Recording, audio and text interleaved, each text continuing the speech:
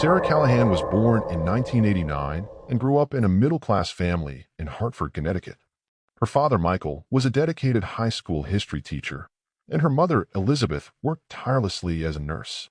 Sarah was the younger of two children, with an older brother named Jason, who was 3 years her senior. From an early age, Sarah exhibited a sharp intellect and an unwavering drive to succeed. She excelled in school, particularly in English and debate, earning accolades from teachers who admired her ability to dissect complex situations and articulate her thoughts with clarity. These skills would not only pave the way for her future career, but also play a pivotal role in unraveling a mystery that would soon consume her life. Sarah's childhood, however, was not without its challenges. At the age of 14, her parents went through a bitter divorce. The tumultuous experience left an indelible mark on Sarah, instilling in her a deep-seated fear of betrayal and a resolute determination to build a stable and loving family of her own. To cope with the turmoil at home, she immersed herself in her studies, using academic success as a sanctuary from the chaos around her.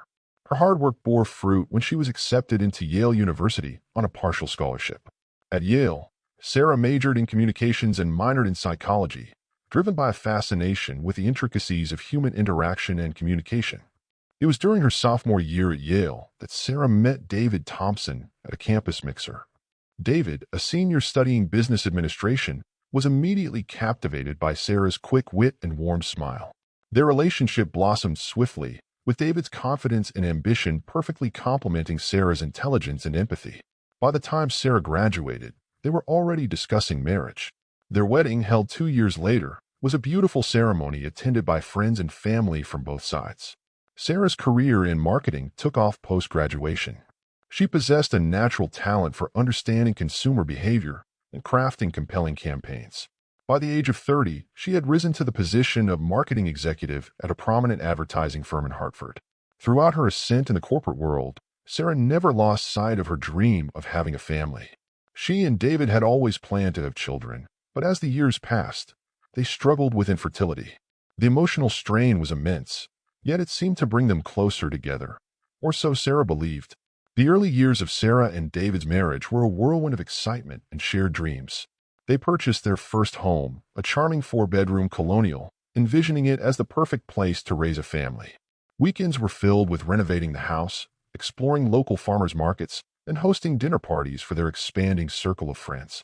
David's career as a management consultant meant frequent business trips, often lasting several days. Initially, Sarah found the separations difficult but grew accustomed to them over time. She filled her days with work, yoga classes, and volunteer activities at the local animal shelter. When David was home, they cherished their time together, taking romantic weekend getaways or simply curling up on the couch with a bottle of wine and a good movie. Their friends often remarked on how deeply in love they seemed, even after years of marriage. Sarah and David finished each other's sentences, laughed at inside jokes, and always presented a united front. They were the couple others aspired to be. However, as the years went by, subtle changes began to infiltrate their relationship. David's business trips became more frequent and extended in duration. He was often distracted when he was home, constantly checking his phone or stepping away to take calls. Sarah attributed this to the stress of his job and did her best to remain understanding. The first real crack in their perfect facade appeared on their 10th wedding anniversary. David, who had always made a big deal out of anniversaries, forgot the date entirely. He was away on a business trip and didn't call until late in the evening. When Sarah reminded him, he was apologetic but seemed distracted. It was a small thing, but it planted a seed of doubt in Sarah's mind. Little did she know this seed would soon grow into a tangled web of suspicion and deceit. The pivotal moment that would change Sarah's life forever came on a rainy Tuesday afternoon in April. She had taken a half-day off work to prepare for a dinner party they were hosting that weekend. While searching for a specific serving platter in the guest room closet, Sarah stumbled upon a shoebox she didn't recognize. Curiosity overcame her, and she opened it, only to find a collection of items that made her blood run cold. A second cell phone, a small stack of birthday and Father's Day cards addressed to Daddy, and several photos of David with a woman and 2 young children. Sarah had never seen these before. Her hands shook as she examined the photos more closely. They showed David looking happy and relaxed with his arms around a beautiful brunette woman and 2 young children, a boy who looked about 7 and a girl who appeared to be around 5. The backgrounds of several photos suggested a house, not a hotel room or a vacation spot. Sarah's mind raced. Was this an old relationship David had never mentioned? The children looked too young for that to be the case. The most recent Father's Day card was dated just last year. With a sinking feeling in her stomach, Sarah realized the truth. She had been subconsciously avoiding it. David had another family in another state. Determined to uncover the truth, Sarah began to investigate further. She turned on the second phone and found it was still active. There are hundreds of text messages between David and a woman named Jennifer, filled with endearments and discussions of everyday family life. Sarah read about school plays, doctor's appointments, and plans for family vacations. Each message was like a knife to her heart. Using the information gleaned from the messages, Sarah took to the internet and soon found Jennifer Lawrence on social media. Jennifer's profile was mostly private, but Sarah could see enough to confirm her worst fears. There were check-ins at restaurants in Columbus, Ohio, during times when David was supposedly on business trips. Vague posts about loving her family, carefully worded to avoid mentioning a husband directly, painted a disturbing picture. As the reality sank in, Sarah felt a range of emotions wash over her: shock, betrayal, anger, and a deep aching sadness. The life she thought she had, the husband she thought she knew, had all been a carefully constructed lie. Sarah spent hours poring over David's credit card statements, finding regular charges in Columbus that he had always explained away as business expenses. She discovered a separate bank account she'd never heard of, with regular transfers to an account in Jennifer's name. As night fell, Sarah sat alone in the dark living room, surrounded by the evidence of her husband's deceit. The home that had once been her sanctuary now felt tainted. Every happy memory called into question. She knew she had a decision to make. Should she confront David immediately, consult a lawyer, or try to reach out to Jennifer? Little did Sarah know her discovery was just the beginning. The choices she would make in the coming days would set in motion a series of events with fatal consequences for more than one person. Sarah Callahan sat in the darkened living room, her mind swirling with thoughts of betrayal. The shoebox of evidence she had discovered felt like the physical embodiment of her shattered life. She had uncovered her husband's secret. David Thompson, the man she had loved and trusted for over a decade, had a second family. Sarah had gone through the motions of confronting him in her mind, but the reality of it seemed unbearable. Should she confront him directly, contact a lawyer, or reach out to the woman she now knew as Jennifer Lawrence, his other wife?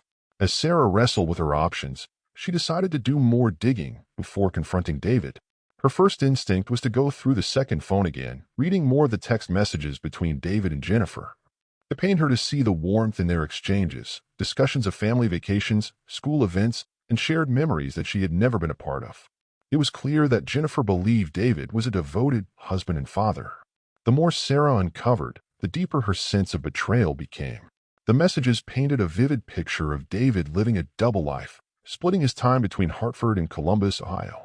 As far as Jennifer was concerned, David traveled frequently for his job, which allowed him to justify his long absences. Sarah was left wondering how he had managed to keep this charade going for so long. Had she missed the signs? How could she have been so blind to the truth? Determined to get to the bottom of the mystery, Sarah decided to contact a private investigator. She needed more information about David's life in Columbus before she could make any decisions. The investigator, Mark Reynolds, was efficient and discreet.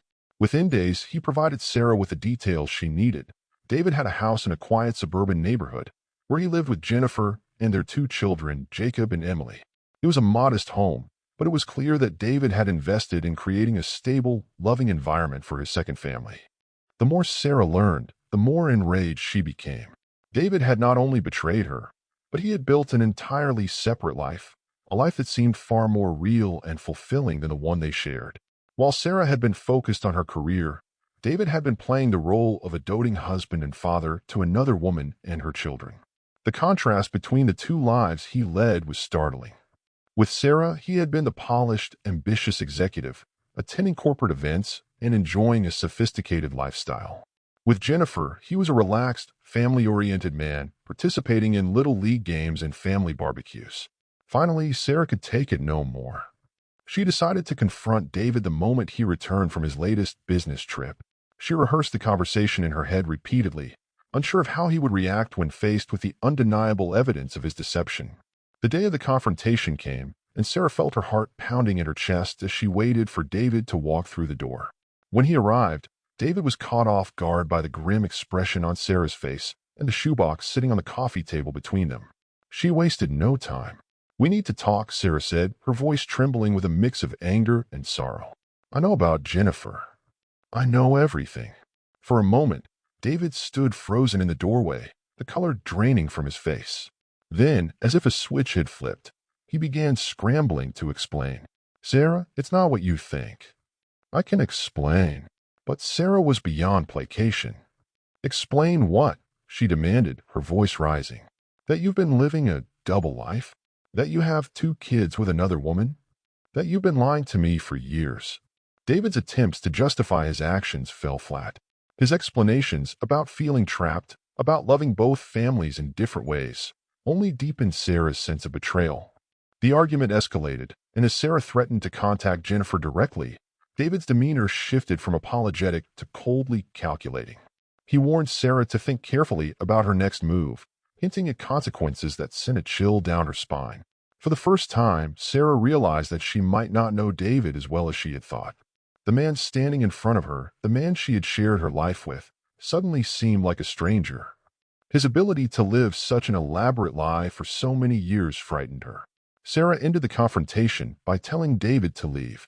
She needed time to process everything, and she wasn't sure she could ever trust him again. After David left the house, Sarah sat alone, overwhelmed by the gravity of the situation. What was she supposed to do next? Her friends and family didn't know the full extent of what was happening, and David's other family had no idea he was living a lie. If she exposed him, she could destroy 2 families, including her own. But could she continue living with the knowledge of his deceit? The weight of the decision pressed heavily on her. Over the next few days, Sarah received no word from David. It was as if he had vanished, leaving her alone with the mounting evidence of his betrayal. But Sarah's suspicions deepened when she realized that David hadn't just disappeared from her life, he had vanished from Jennifer's as well.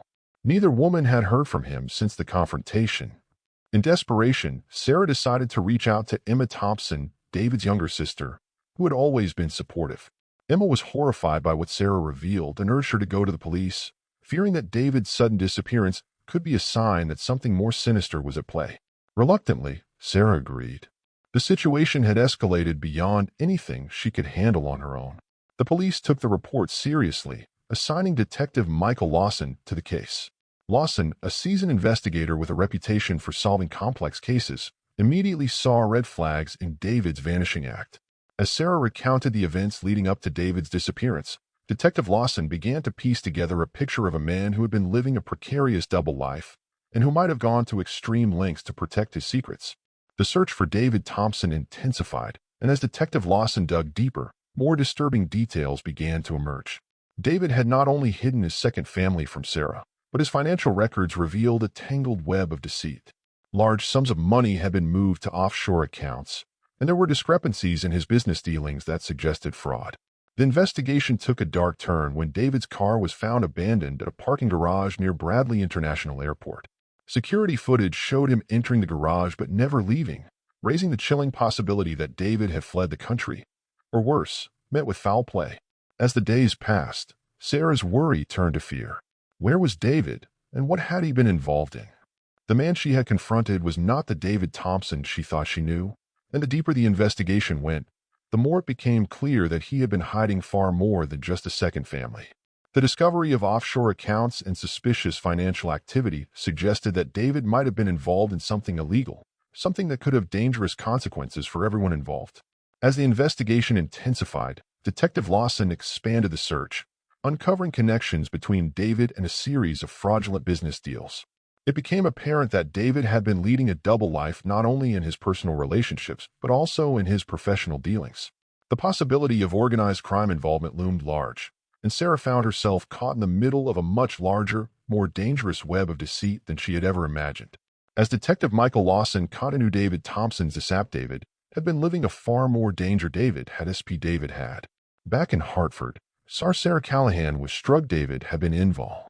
1 month after David's Detective Lawson received a Cal Millbrook about Hartford. Inside the sea, when Lawson and his David Thompson. Among the Sarah. In the letter, David confessed I never wanted this for you, Sarah.